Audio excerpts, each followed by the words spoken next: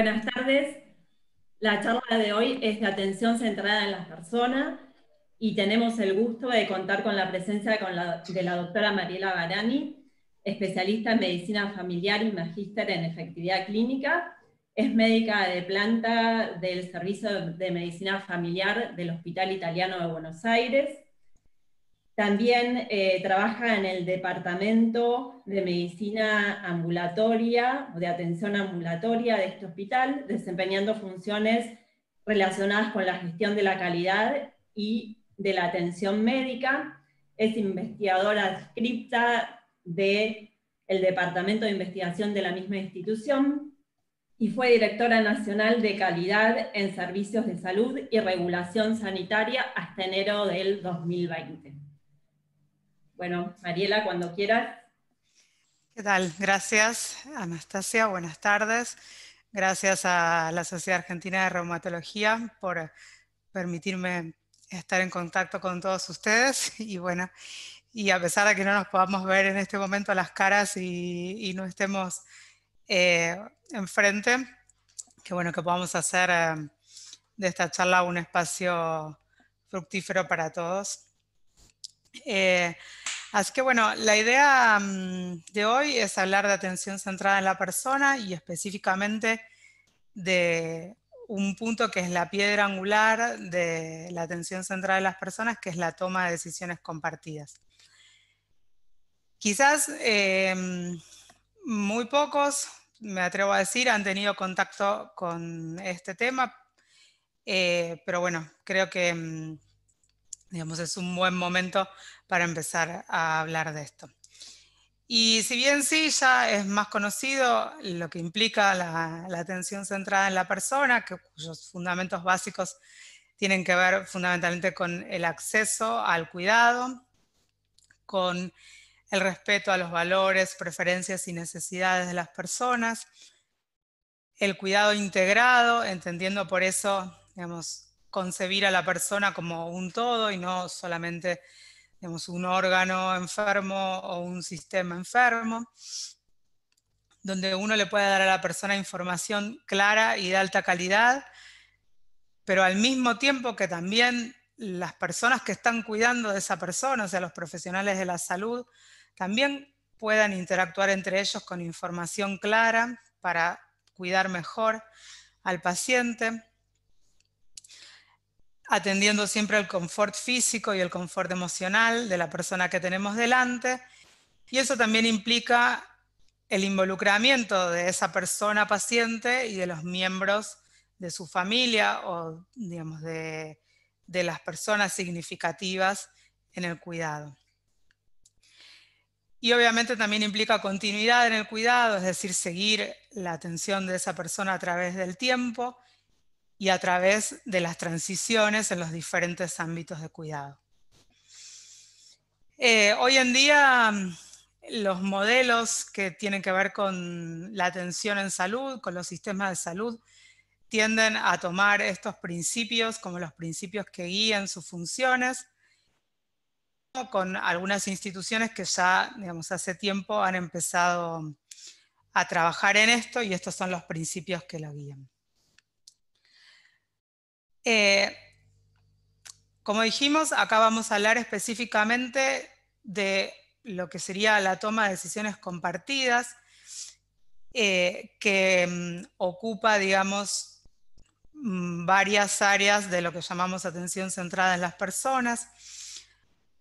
Así que primero lo que vamos a hacer es definir el concepto, después tratar de identificar los pasos que nos van a permitir a nosotros implementar la toma de decisiones compartidas en nuestro trabajo diario, y reconocer algunas herramientas que nos pueden ayudar a implementar este modelo en el consultorio, que tienen que ver con la comunicación y transmisión de riesgo y con las herramientas para la toma de decisión.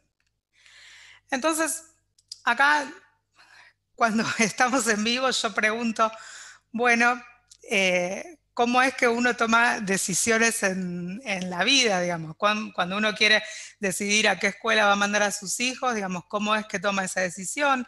O cuando uno quiere comprarse un celular, ¿cómo es que va a tomar la decisión de qué celular se compra?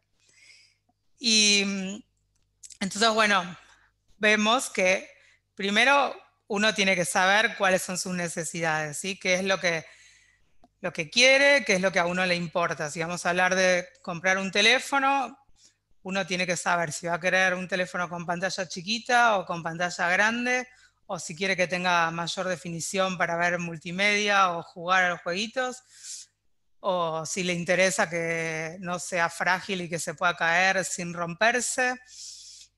Entonces, primero uno tiene que saber qué es lo que necesita, o sea, cuáles son sus necesidades. Después también tiene que poner en la balanza, digamos, qué puede conseguir, y ahí va el tema de qué presupuesto tiene para comprar un teléfono nuevo, si puede acceder con, no sé, un plan de 12 cuotas o de 18 cuotas, o si prefiere pagarlo en efectivo.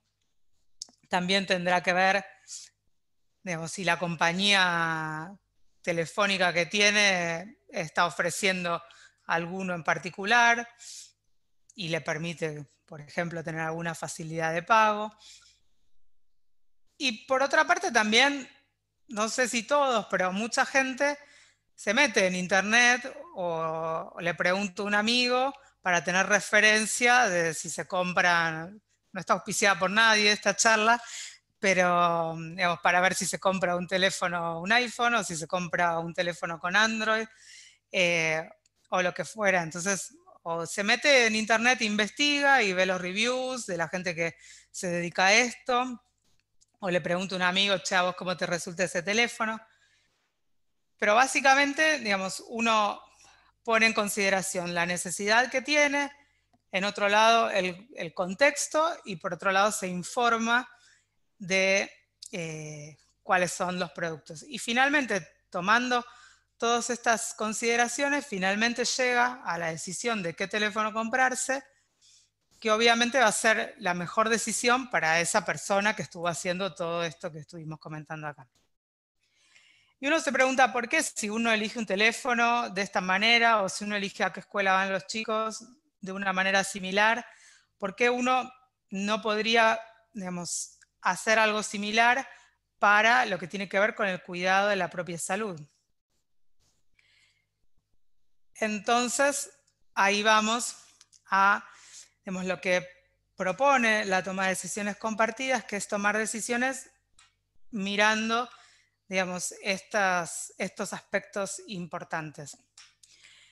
El más familiar, digamos, con todos nosotros tiene que ver con el de la evidencia científica, que idealmente todos nosotros tratamos de estar lo más actualizados posibles, leer, con nuestros colegas también discutir los pacientes, y entonces de alguna manera conocemos, digamos, cuál es la evidencia científica que nos dice si tal o cual paciente necesita esto u lo otro.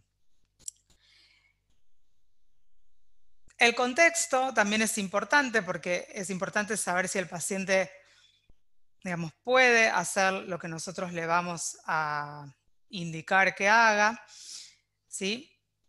Y por otro lado, incorporamos esto, que es lo menos intuitivo de todo, que es la voz del paciente. O sea, cuáles son los valores y las preferencias del paciente, qué es lo que quiere el paciente, qué es lo importante para él.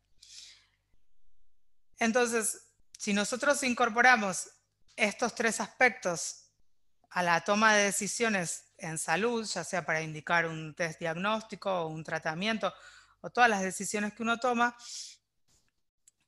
estaríamos haciendo una toma de decisiones compartida, que no significa que le estamos pasando la pelota al paciente para que el paciente haga lo que quiera, ni tampoco significa que nosotros nos erigimos en el saber y el poder y le decimos al paciente qué es lo que tiene que hacer, sino que juntos intercambiamos ideas, opiniones, y tratamos de llegar a una decisión que va a ser la mejor decisión para ese paciente. Siendo el paciente experto en sí mismo, o sea, experto en la persona, sabiendo lo que quiere, lo que le importa, lo que puede, y siendo nosotros los expertos en lo que la ciencia, la evidencia científica dice. Entonces, si nosotros tendríamos que poner en palabras esto que estoy diciendo, podríamos definir a la toma de decisiones compartidas como un proceso colaborativo que le permite a los pacientes y a los profesionales de la salud tomar decisiones de manera conjunta, teniendo en cuenta la mejor evidencia disponible y los valores y preferencias de la persona. Y esto es la piedra angular de la atención centrada en el paciente. Y obviamente este tipo de atención va a respetar y va a responder a las necesidades y valores individuales de cada persona y a garantizar que los valores de las personas guíen todas las decisiones clínicas. Entonces uno por ahí se puede poner a pensar por qué haría toma de decisiones compartidas o por qué uno viene con esto, y uno se da cuenta que está garantizado por todos los principios éticos, principalmente porque garantiza el principio de autonomía, que es esencial, digamos, respetar que las personas tomen elecciones de manera informada. Por otra parte, porque también lo avala el principio de beneficencia, donde se toman en cuenta los beneficios de tratamiento en relación con los riesgos y los costos que implica. El de no maleficencia, porque es esencial para evitar los daños, ¿sí? Y acá vemos que tanto los beneficios como los daños, los riesgos de cada tratamiento tienen que valorarse desde la perspectiva de la persona, que es el que va a poner el cuerpo finalmente. Y también tiene que ver con el principio de justicia, porque las personas desde su perspectiva pueden tomar decisiones sobre los cuidados de su salud, como lo harían con cualquiera de las otras decisiones que tienen que ver con su vida. Y bueno, entonces por un lado los que se beneficiarían de este modelo de atención serían los pacientes. Esto está demostrado que la toma de decisiones compartidas implica mayor involucramiento en el autocuidado, porque la gente, digamos, después de discutir o de tener estas charlas con el profesional de la salud, finalmente termina decidiendo algo a lo que, digamos, a lo que más adhiere. Entonces también tiene un correlato en mayor adherencia a las recomendaciones, y está visto que califican más positivamente la salud después del tratamiento. Desde el punto de vista de los decisores en salud, cuando uno habla con los pacientes, reduce el uso excesivo de opciones que no son claramente beneficiosas y mejora el uso de aquellas opciones que sí lo son. Y eventualmente, para esto no hay evidencia, pero eventualmente como uno está participando, se está involucrando en las decisiones de cuidado, ayudaría a disminuir la tasa de litigiosidad. Entonces, los fundamentos clave para tomar decisiones de manera conjunta entre personas y profesionales de la salud tienen que ver con que esas decisiones tienen que ser informadas, es decir, el paciente, digamos, tiene que saber, tiene que conocer sobre lo que va a tomar decisiones. Uno tiene que involucrar a los pacientes en las decisiones de la salud, y especialmente en aquellas situaciones que uno llama grises, donde hay más incertidumbre sobre el beneficio de una opción por sobre otra, entendiendo que la gente va a elegir en función de sus valores y preferencias, y entendiendo que todas las personas no asumimos riesgos de la misma manera. O sea, hay gente que, digamos, es más abierta a tomar riesgos y hay otra que es mucho más conservadora. Entonces, en función de eso, también los cuidados que decidan recibir. Entonces podríamos decir que tomar decisiones de esta manera puede ayudar a cerrar la brecha entre la atención que los pacientes quieren y finalmente la atención que los pacientes reciben. Esta es otra pregunta que genera participación del auditorio cuando estamos en vivo, y es ¿cuándo tomar decisiones de una manera tan deliberada? Porque nosotros en el consultorio estamos todo el tiempo tomando decisiones, algunas pensamos más, otras menos, pero son varias decisiones que tomamos en los 20 minutos de consulta. Y ¿cuándo vamos a hacer, cuándo vamos a tomar decisiones de esta manera con todo lo que implica, ¿no? Entonces, uno podría decir, cuando son decisiones simples, pero que afectan el día a día de las personas, como puede ser tomar una medicación crónica, también, digamos, podría ser el screening, digamos, las prácticas de screening, que todas tienen sus beneficios, pero que también tienen, por otra parte, sus riesgos que tienen que ver con los falsos positivos o el sobrediagnóstico. Y bueno, y a veces también cuando son decisiones importantes o más difíciles, por ejemplo, ante una cirugía electiva, o en caso, como podría ser un reemplazo de rodilla o de cadera, digamos que no, digamos, es una indicación que no siempre es clarísima y donde sopesan, digamos, otra vez beneficios, pero también implican riesgos. Y a veces pueden ser situaciones no tan estandarizadas, sino que son situaciones individuales donde por ahí la evidencia no da la respuesta o no está escrito para ese tipo de patología en particular, digamos, que se puede hacer y bueno, y uno puede discutir con el paciente hablando de esto, de lo que vamos a ver después, de las opciones, los riesgos, los beneficios y la probabilidad de que ocurran. Y después hay dos cosas fundamentales. Una tiene que ver, digamos, que uno puede tomar este tipo de modelo cuando uno tiene tiempo para hacerlo, que esto es fundamental. No significa que uno tenga que tomarse 1 hora de consulta con cada paciente para charlar de esta manera, de ninguna manera, pero sí si un día uno tiene el consultorio abarrotado de sobreturnos o no sé, o está 1 hora atrasado, digamos, no sería el mejor momento para ponerse a charlar de esto. Lo que uno también tiene que tener en cuenta es que no necesariamente estas charlas tienen que darse en un único episodio de cuidado, o sea, no en una sola consulta, sino que son charlas que se pueden ir teniendo a través del tiempo o en consultas sucesivas, ¿sí?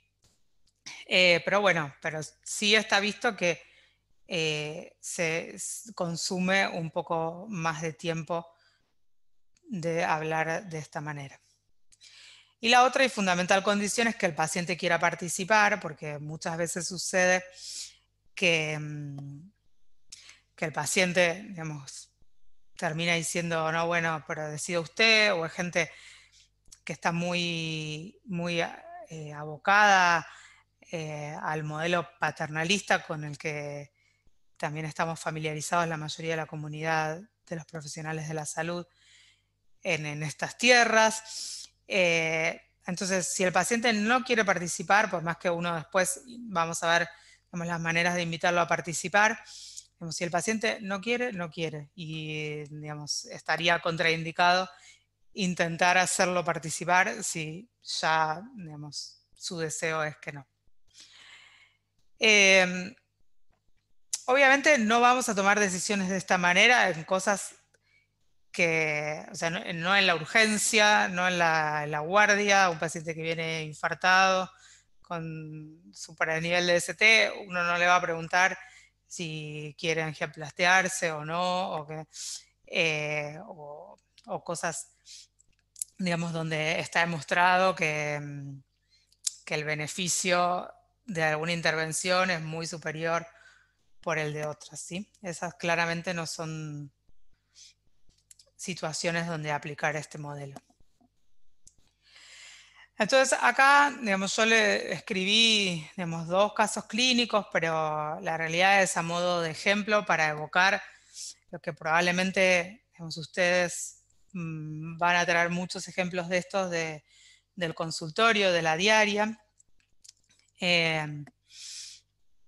Yo puse a Alicia, de 45 años, con una R moderada severa, que ya está recibiendo 2 drogas convencionales, pero que no logra un adecuado control y hay que decir la incorporación de un biológico. Entonces, acá, digamos, podrían entrar en juego un montón de cosas, o sea, si la eficacia de los distintos agentes biológicos es la misma, si los efectos adversos digamos, son los mismos o no, o si el paciente tiene alguna comorbilidad que haga mejor o peor que uno use una u otra droga, o también incluir el tema de costos, o si, la vía de administración de la droga, ¿sí? Ese sería un ejemplo donde uno digamos, podría poner en juego esto, y el otro, como hablábamos antes, un paciente común, Raúl, de 70 años, que es hipertenso y que tiene osteoartritis de rodilla, que lo limita y que tiene dolor diariamente y ya, digamos, recibió tratamiento analgésico y no tiene mayores resultados. Entonces uno podría pensar en qué podría beneficiarse, si podría beneficiarse de kinesioterapia o si el taping puede andar bien o la proloterapia o finalmente el reemplazo de rodilla. Y bueno, y para estas cosas, digamos, no está todo tan escrito que tiene que ser de una manera o de la otra. Entonces acá es donde tienen lugar, digamos, este tipo de charlas.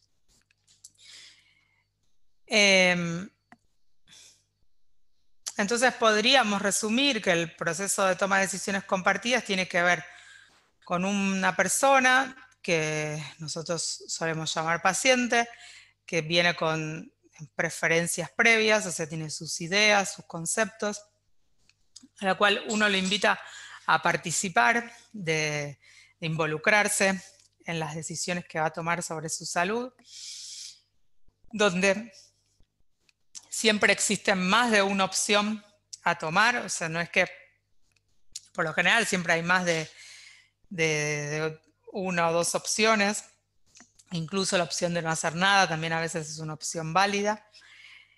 Entonces uno va a discutir con él las opciones, los atributos de cada opción, o sea, los beneficios, los riesgos que conlleva. Y finalmente vamos a estar ante preferencias informadas que nos van a permitir tomar una decisión que va a ser una buena decisión, que va a ser la mejor decisión para ese paciente individual que tenemos delante.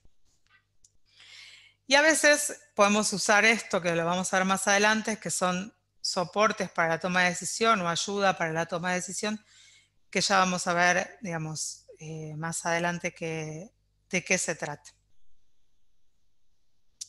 Entonces, ahora, digamos, esto no pretende ser una receta de cocina porque no existen en medicina, en nuestra práctica diaria, pero son una serie de pasos que uno tiene que ir desandando en un encuentro con el paciente para tomar decisiones de esta manera, involucrando a la persona en su cuidado.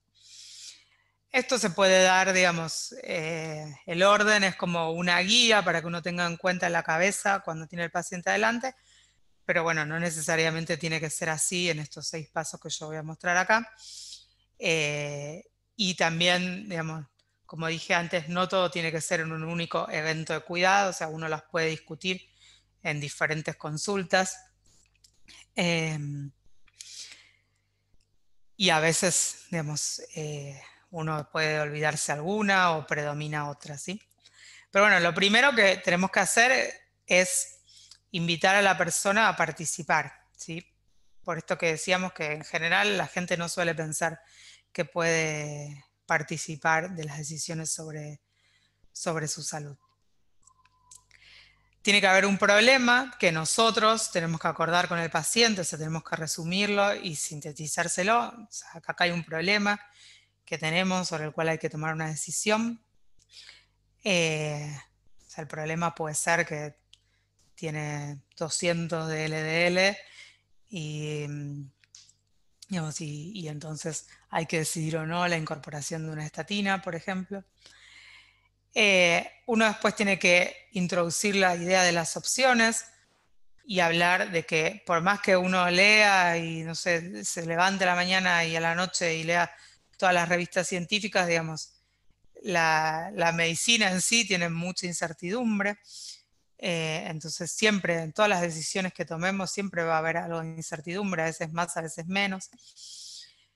Y bueno, y justificar que uno está haciendo esto porque también está tratando de determinar qué es lo que él quiere, o sea, qué es lo importante para él. Y en esto que nosotros decimos, nosotros podemos decir lo que dice la evidencia científica, pero la persona va a decir, digamos, lo que realmente le importa. O sea, en el caso de las estatinas, no sé, quizás esa persona realmente sí, digamos, está muy interesada en prevenir un evento cardiovascular,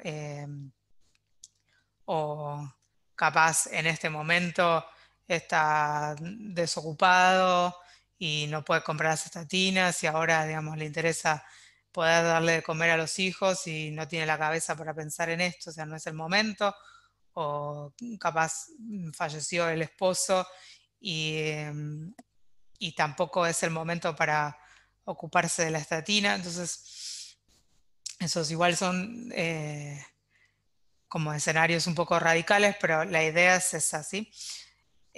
Tratar de decidir sobre un problema que hay que abordar, desplegar cuáles son las opciones, que digamos, hay varias opciones válidas, a veces la opción de no hacer nada también está bien, y tratar de determinar qué es lo importante para la persona.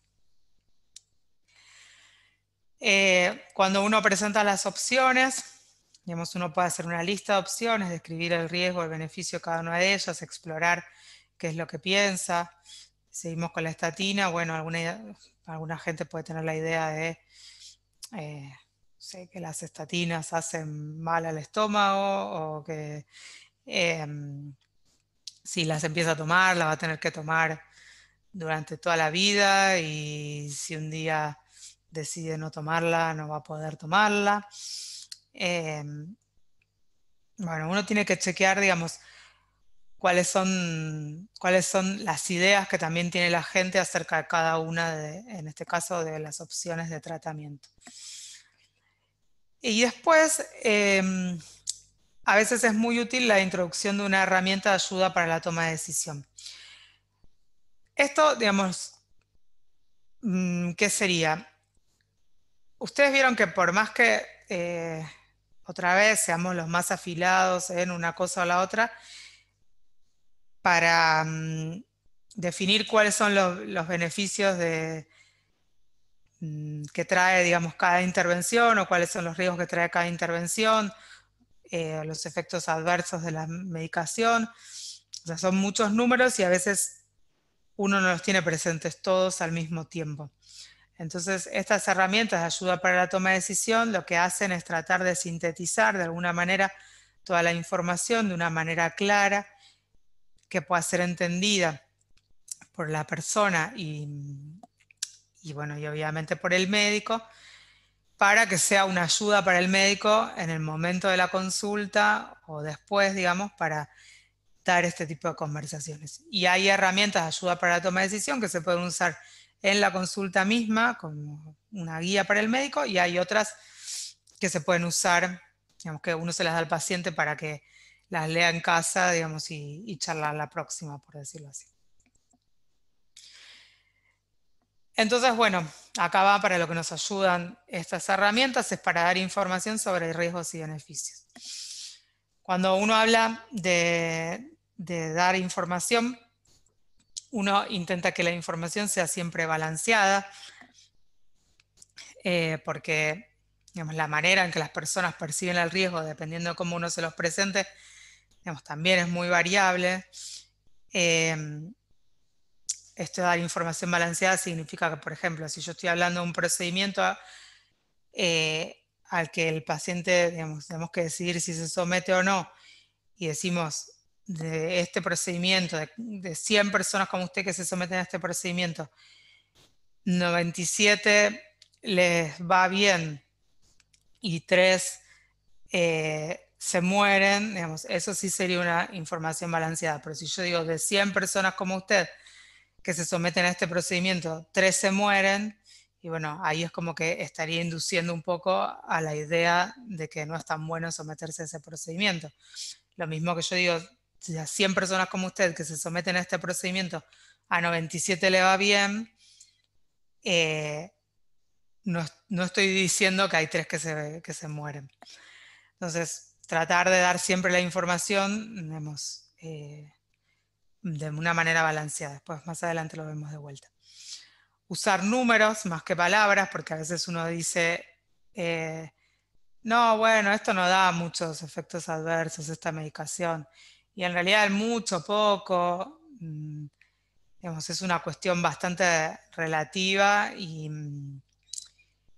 que tiene que ver, digamos, con lo que la gente percibe por mucho, poco, más, menos. Entonces, si uno pone un número concreto, eso se entiende mejor. Otra vez dar cuenta de la incertidumbre y después tratar de ver, digamos, si el paciente entendió esto que le estuvimos contando. Después viene la parte donde uno trata de sintetizar todo esto que estuvo hablando y preguntarle qué es de lo importante para usted, ¿sí? Donde uno acá estaría ayudando a la persona a evaluar sus opciones según sus preferencias. Entonces uno puede, digamos, traer esto. A veces los pacientes también piensan que cuando uno le propone diferentes cosas, uno está más a favor de una que otra. Y entonces está bueno, digamos, también despejar eso y decir que, bueno, como las personas somos diferentes, no necesariamente lo que es bueno para uno es bueno para el otro. Y bueno, y cuando usted piensa en estas opciones que yo le conté, ¿qué es lo que más le importa? ¿Sí? ¿O qué es lo que prioriza? A veces suele suceder muy frecuentemente que los pacientes digan, bueno, ¿usted qué haría? Y entonces, digamos, quizás uno puede decirle, yo sé lo que haría porque sé lo que para mí es importante, o usted qué haría para su mamá. Pero digamos, no necesariamente lo que es importante para mí o lo que es importante para mi mamá es lo importante para usted. Entonces, tratar de ver qué es lo importante para la gente o qué es lo que la gente prioriza eh, para tomar decisiones en ese sentido.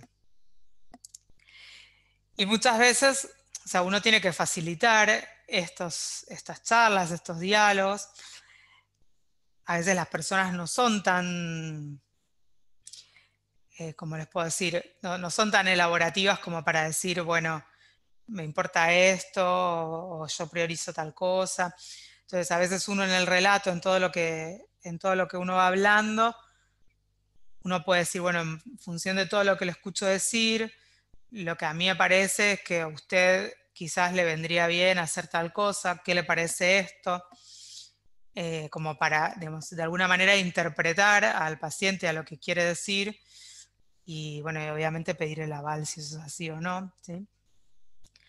Lo otro que es muy importante es que uno demuestre que está dispuesto a implementar cualquiera de las opciones, por los que le decía antes, el sesgo de cortesía, o sea, a veces la gente piensa que uno está más a favor de uno o de otra, o que si no toma una, uno se va a enojar, si no hace tal cosa, uno se va a enojar. Entonces, esto de decir, bueno, entonces yo estoy dispuesto a implementar cualquiera de estas opciones. O bueno, o considerando todo lo que estuvimos hablando, tiene alguna preferencia sobre cuáles son los pasos a seguir, o quiere tener más información, quiere pensarlo, quiere ir a casa y charlarlo con su mujer, o quiere traer a su mujer, a su marido a la próxima y lo charlamos acá. ¿Sí? Y bueno, estas todas son cosas que ayudan, digamos, a que las personas tomen decisiones de una manera más autónoma, más participativa y obviamente de manera informada.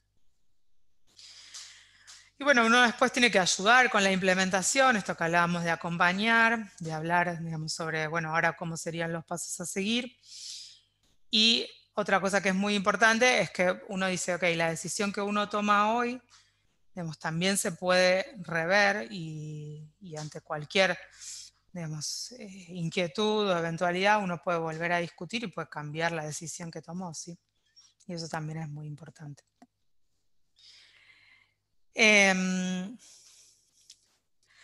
Así que bueno, ahora, digamos, acá tenemos algunas palabras de lo que hace a comunicación de riesgo. O sea, ¿por qué es importante comunicar riesgo? Porque dependiendo otra vez de la manera en que uno exprese los números, uno va a hacer que la persona, digamos, entienda de alguna manera o de otra, ¿sí? Esto está estudiado, de formas de presentar la información que hacen que los pacientes adopten determinadas opciones o no, ¿sí? Y bueno, la idea es tratar de que la manera que uno presente la información sea lo menos sesgada posible y lo más, digamos, despojada de las creencias propias del médico, para que la persona, digamos, tome esta información de una manera objetiva y va a ser la que le va a permitir, digamos, tomar las decisiones y cambiar conductas también. Un segundo. Entonces, cuando uno habla con los pacientes de riesgo, uno tiene que hablar siempre de riesgo de qué, digamos, no hay que explicitarlo, no es lo mismo tener riesgo de no sé, resfriarse que tener riesgo de tener un infarto, o sea, hay distintos, es bueno explicitar el riesgo de qué, cuál es la magnitud de ese riesgo y el horizonte temporal en el cual uno va a medir eso, ¿sí? Si uno dice, estamos hablando de riesgo de evento cardiovascular, estamos hablando de riesgo de infarto, o de qué, cuál es la magnitud de ese riesgo, que eso va a ser de 100 personas como usted, el horizonte de tiempo a lo largo de 10 años, tantas tienen un evento cardiovascular, ¿sí? Tratar de que la información se aplique al paciente. ¿Qué tan grande es el cambio en el riesgo, digamos, con la intervención? ¿Sí? Si estamos hablando de esto de estatinas para prevención cardiovascular, bueno, estaría bueno que el paciente sepa el riesgo basal de tener un infarto y, digamos, durante la incorporación de una estatina en el horizonte de 10 años, cuál es el cambio de riesgo que justificaría o no tomar la intervención. Y cómo se compara este riesgo con otros riesgos. Bueno, este es un ejemplo de lo que hablábamos antes de una herramienta de ayuda para la toma de decisión y tiene que ver con el riesgo cardiovascular, lo que estábamos hablando. Hay están estas herramientas de ayuda, hay una primera fase donde estas herramientas online calculan el riesgo cardiovascular basal de una persona en función de los datos y de los antecedentes, ¿sí? Entonces uno puede calcular para una persona de 50 años, hombre, tabaquista, hipertensa con una TEA de tanto, cuál es el riesgo basal de infartarse y entonces uno lo grafica de esta manera, que ya vamos a ver después. Estos se llaman pictogramas y es una manera bastante amena de hacer entender, digamos, de una manera objetiva el riesgo. Entonces uno grafica estos puntitos, estas caritas que están acá, son 100 personas como esa que cargamos en la herramienta, o sea, 100 personas como el paciente que tenemos delante, que no usan estatinas para el corazón, y de esas personas, digamos, a lo largo de 10 años, estas verdes que están acá, que son las caritas sonrientes, 77 no van a tener un infarto, pero 23 sí lo van a tener, que son las caritas tristes. Entonces, uno tiene ahí, digamos, los números de primero es una persona, o sea, es una persona comparable como la persona que tenemos delante. Uno está expresando el porcentaje, pero lo está expresando en frecuencias naturales. De 100 personas como usted, 77 no van a tener el evento y 23 sí, a lo largo de 10 años, o sea, con un horizonte temporal. Y si yo quiero ver cuál es el impacto que tiene la incorporación de una estatina, lo cargo ahí en la computadora y después sale esto. Entonces ahí yo puedo ver que 9 personas van a evitar tener un infarto gracias a tomar la estatina durante 10 años, otras 14 se van a infartar igual y las otras 77 van a seguir sin tener nada. Bueno, esto es como una manera bastante gráfica y de expresar el riesgo de un evento. Entonces, cuando uno comunica riesgos, uno tiene que hablar con lenguaje simple, usar frecuencias naturales en vez de porcentaje, porque eso está demostrado, digamos, que se entiende mejor. Si yo digo de 10 pacientes que toman fluoxetina, 3 van a tener problemas sexuales, se entiende mejor que si digo el 30% de los pacientes que toman fluoxetina van a tener problemas sexuales. Riesgos absolutos. Ustedes ven acá que, por ejemplo, ahí habla de la mamografía y la reducción del riesgo de morir por cáncer de mama en los próximos 10 años. Esta lo expresa en términos relativos, dice la mamografía reduce, esto sería reducción del riesgo relativo, la mamografía reduce en 25% el riesgo de morir de cáncer de mama en los próximos 10 años. Y entonces suena, wow, qué buena es la mamografía. En cambio, si uno dice la mamografía reduce el riesgo de morir por cáncer de mama en los próximos 10 años de 4 por 1000 a 3 por 1000,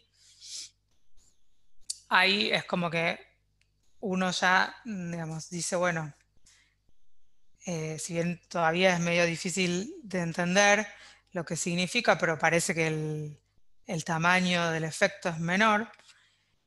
Y si uno lo explica en frecuencias naturales, que uno dice 1 de cada 1000 mujeres sometidas a mamografías se salvará de morir por cáncer de mama en los próximos 10 años, que sería el número necesario para, en este caso, el número necesario para escrinear,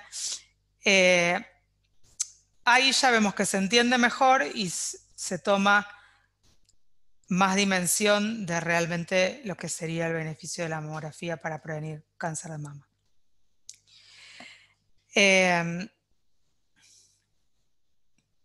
Y bueno, y este es otro ejemplo de cómo, digamos, a veces las diferencias relativas de riesgo hacen aparecer más importantes o de más magnitud los efectos de las intervenciones. Y bueno, y eso no es tan así. O sea, si yo tengo un grupo A donde de cada 100, 20 tienen el evento y un grupo B después de la intervención donde 10 tienen el evento, uno dice la diferencia absoluta entre el grupo A y B por la intervención es del 10%, pero la diferencia relativa es del 50%.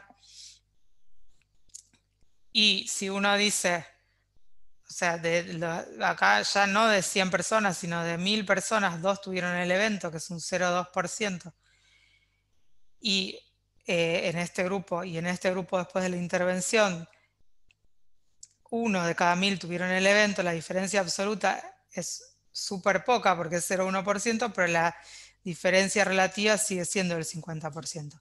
Entonces, ojo con los números relativos porque muestran, digamos, que nos engañan, sobreestiman, digamos, los impactos de las intervenciones.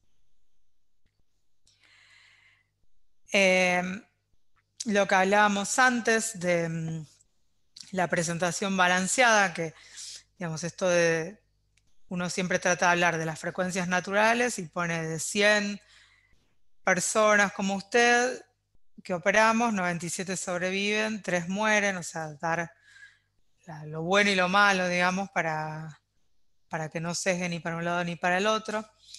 usar gráficos para describir riesgos y beneficios, que bueno, ya gráficos vimos antes, y tratar de disminuir el trabajo cognitivo necesario para entender la información.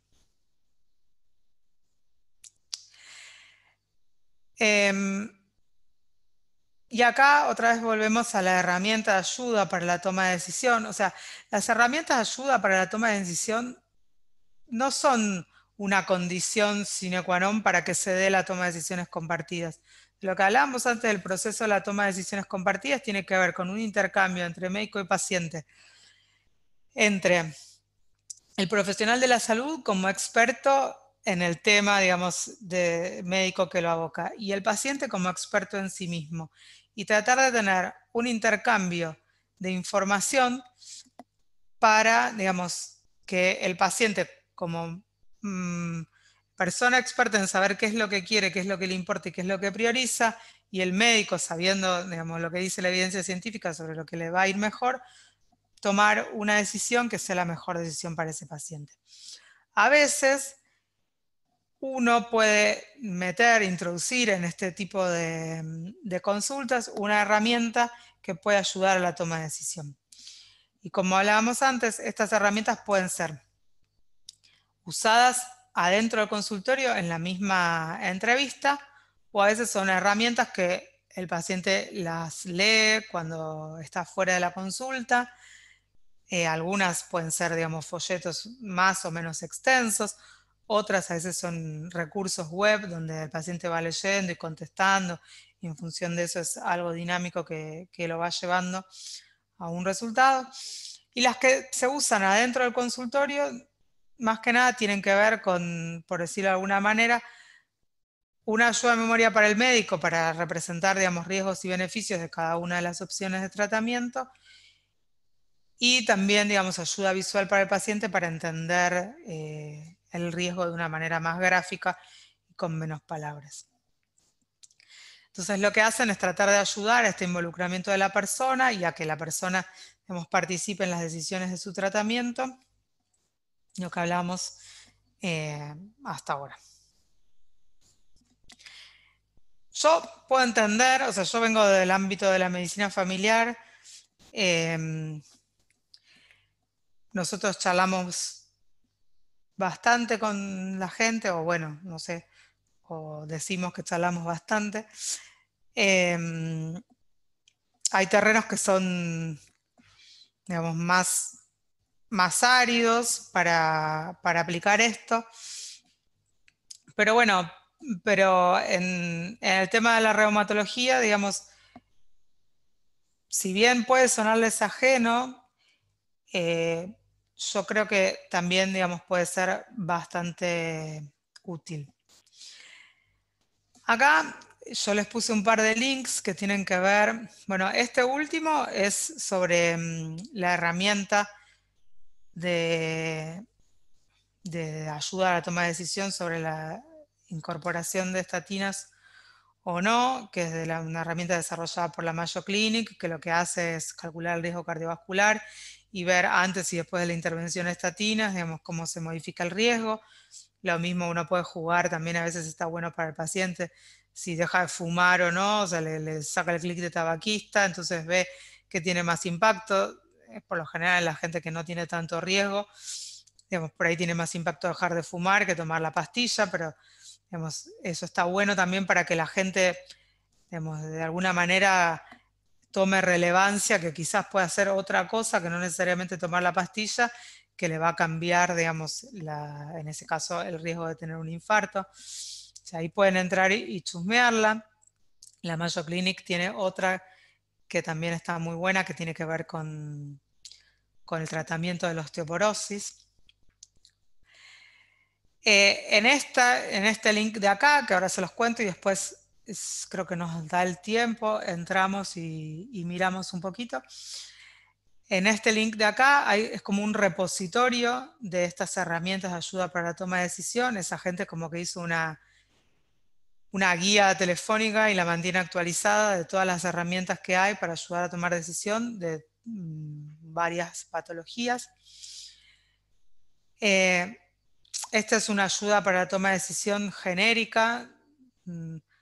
Esta está en castellano, donde uno le pone al paciente, digamos, hay distintos lugares donde la gente puede ir poniendo qué le importa, qué no, de cada una de las cosas y hacerse como un FODA, digamos, para tomar la decisión. Y esta es súper interesante, que es de la Cochrane y que está relacionada con todas las cuestiones musculoesqueléticas. Les voy a sacar de esta pantalla y vamos a ir revisándolas. Bueno, acá, esto es lo que les comentaba antes del repositorio de ayudas para la toma de decisión, que ustedes van a ver, tienen desde cosas Alzheimer, aneurisma de aorta, arritmia, artritis, y después, para lo que les interesa a ustedes, tienen un montón de osteoartritis, de artritis reumatoidea y de osteoporosis. A ver. Bueno, de acá estos son de osteoartritis, que en general, digamos, tienen que ver con cirugía de reemplazo de cadera o de rodilla, opciones de manejo para la osteoartritis de cadera o de rodilla. Y acá a continuación están las de osteoporosis, y entonces tienen diferentes tratamientos para la osteoporosis y los comparan. A ver, yo acá en estos, esta es la página de la Cochrane, que también habla de osteoartritis, ¿no? Que dice cuáles son mis opciones para manejar artritis de cadera o de rodillas, y usar TENS para osteoartritis, hacer ecografía para osteoartritis, las de tratamiento de la osteoporosis para prevenir fracturas, o de distintos medicamentos para la artritis reumatoidea. Bueno, esto está súper interesante. A ver, esta, por ejemplo, es una de esas que le mostraba, que estas son de las ayudas, digamos, de las que el paciente se lleva a la casa para leer y después vuelve para discutir, ¿sí? Que dice, bueno, que nunca tomó medicación para artritis reumatoidea, si debería tomar metotrexate solo o con otra droga modificadora. Bueno, explica un poco qué es la R, cuáles son las opciones, metotrexate solo, metotrexate con otra cosa. Le hace poner las comorbilidades y después le explica acá beneficios y efectos adversos, otra vez con las caritas, que digamos, son 100 personas, que estos son los que toman metotrexate solo, ¿sí? Y esto es metotrexate más otras drogas, que a ver que 71 no mejoran y 29, que son los felices, mejoran. En cambio, si toma 2 drogas, mejoran 51 y no mejoran 49. Pero ahí te lo sopesa con los efectos adversos y te dice cuántos pararon el tratamiento. Bueno, pero que fue, mira, más o menos lo mismo, 17 en un grupo, 19 en el otro. Bueno, nada, está súper interesante. El único problema es que está en inglés. Pero bueno, si hay alguno de ustedes muy interesado en trabajar en esto, todas estas herramientas son adaptables y están disponibles libremente. Y bueno, y quizás pueden ser de ayuda en la práctica diaria. Esta era la que les había mostrado antes de la calculadora del riesgo cardiovascular y para el uso de estatinas. Bueno, esto es para decirle que, digamos, en reumatología, digamos, hay como un campo bastante grande también para empezar a implementar este modelo. Y bueno, y si uno lo quiere pasar simple para entrenar pacientes o incluso para tenerlo uno claro Cuando habla con los pacientes, básicamente es cuáles son las opciones, qué pasa si no hago nada más, cuáles son los riesgos y beneficios de cada opción y qué tan probables son esos riesgos y beneficios. Entonces, bueno, resumiendo, digamos, todo esto que estuvimos hablando hasta ahora, les vuelvo a mostrar este gráfico, que es que con el proceso de la toma de decisiones compartidas es un proceso deliberativo donde médico y paciente tienen un encuentro, cada uno, digamos, con sus valores y sus preferencias. El paciente viene con sus preferencias previas, el médico lo invita a participar, le expone cuáles son las opciones y los atributos de cada opción. Después de esta charla o estas charlas, la persona debiera tener ya preferencias informadas que le van a permitir conjuntamente con el profesional de la salud tomar una decisión que va a ser una buena decisión, la mejor para esa persona. Gracias por escucharme. Así que, nada, si quieren ahora yo los escucho a ustedes. Muchas gracias, muy linda la charla. No sé si César, bueno, César estaba con algunos problemas de conexión. Muchas gracias por dar la charla con la panza, está embarazada y está con la panza grande, falta poquito. Podemos, bueno, yo no veo preguntas en el chat, yo te voy a ir preguntando y después por ahí muchas veces César nos permite habilitar los micrófonos para que el que quiera preguntar pueda hacerlo espontáneamente. Ahí están viendo, perdón, Nati, ahí están viendo la presentación, ¿no? Sí. Sí. Okay. Te quería preguntar, cuando, digamos, por ahí el paciente elige la opción que uno considera que dentro de las que planteó está como en el rango inferior de las que uno elegiría, digamos, como que es la última en la lista de uno de opciones. Sí, digamos, otra vez, no estamos hablando de... Cuando las opciones son claramente beneficiosas, digamos, son claramente beneficiosas. Como que el beneficio neto es lo que, digamos, lo que a uno, digamos, primero de todo, primero es el principio de no maleficencia, o sea, no hay que hacerle mal a nadie. O sea, alguien que tiene un dolor abdominal agudo, uno cree que tiene una apendicitis y, digamos, y que lo tiene que operar, y bueno, digamos, hay que operarlo, no, por más que el paciente diga yo no quiero, está bien. Igual, de última, también si el paciente se niega y se retira, está en su decisión, digamos, retirarse contra la voluntad médica. O sea, yo lo que digo es que el paciente siempre, al fin y al cabo, en última instancia, siempre termina haciendo lo que le parece.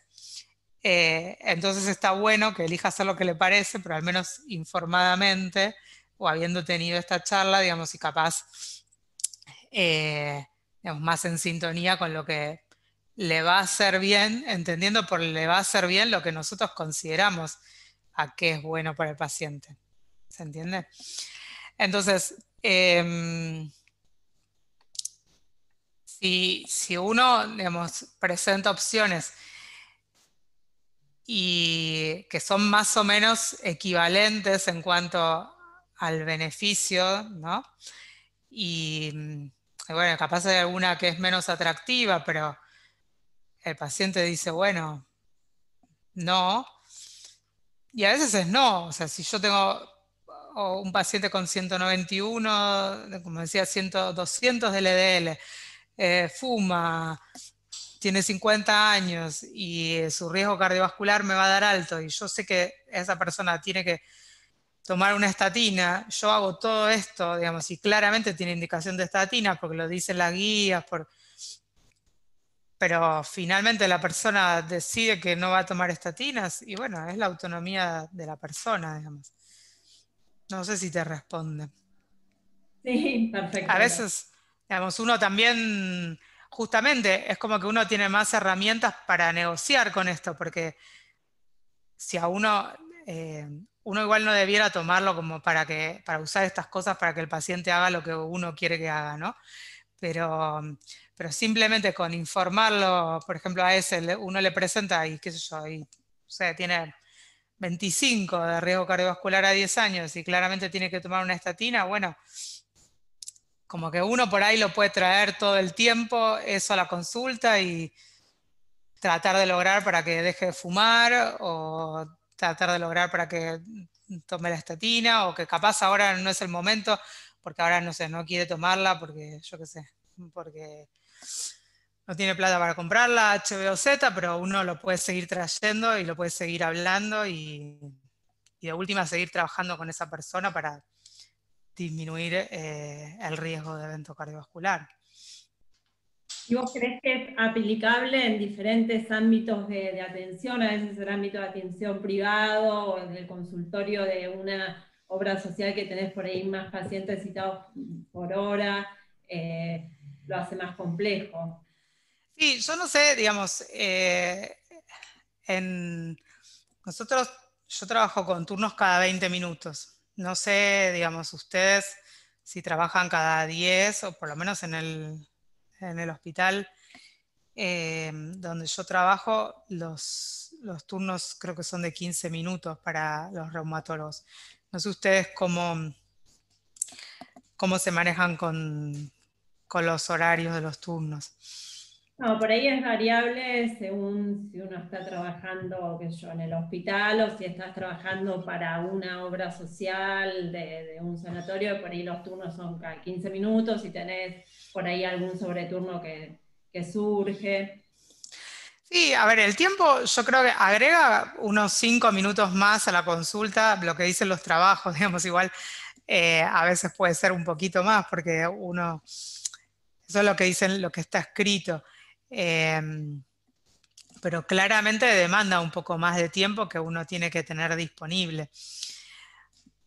Después, otra vez, no todo puede ser en la misma consulta. Uno puede, no sé en el caso de ustedes, pero por ejemplo, se me ocurre una cosa bien fácil que era esto de la osteoartritis de rodilla y las opciones de tratamiento, que más allá de la analgesia, el bajar de peso, los ejercicios, uno puede decir, bueno, kinesiología, taping, proloterapia, reemplazo o algo así.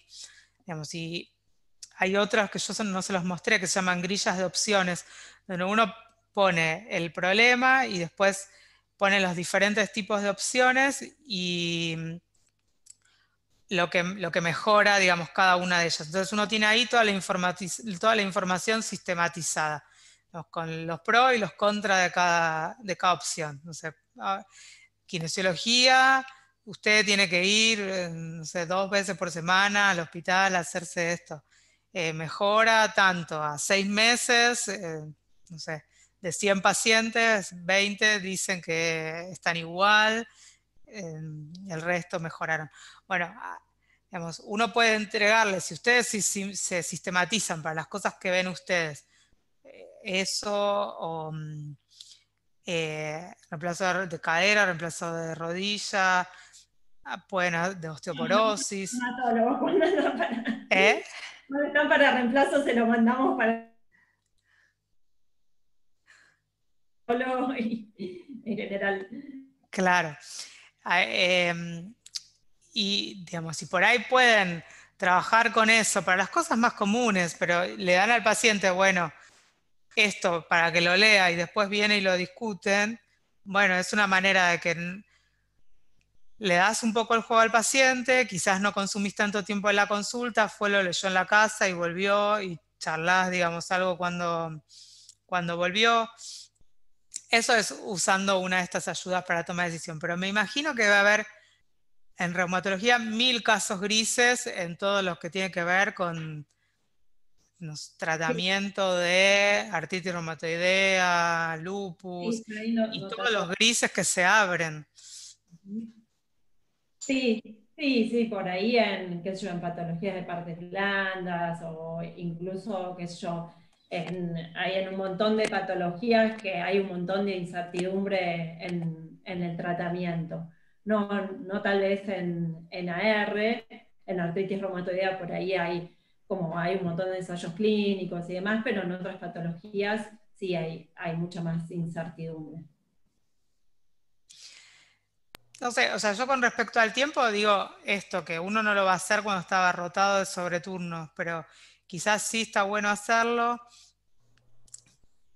si uno lo dosifica en consultas, por así decirlo, o sea, lo diferís, eh, o bueno, o introducís, digamos, nomás la idea y lo charlas a la próxima.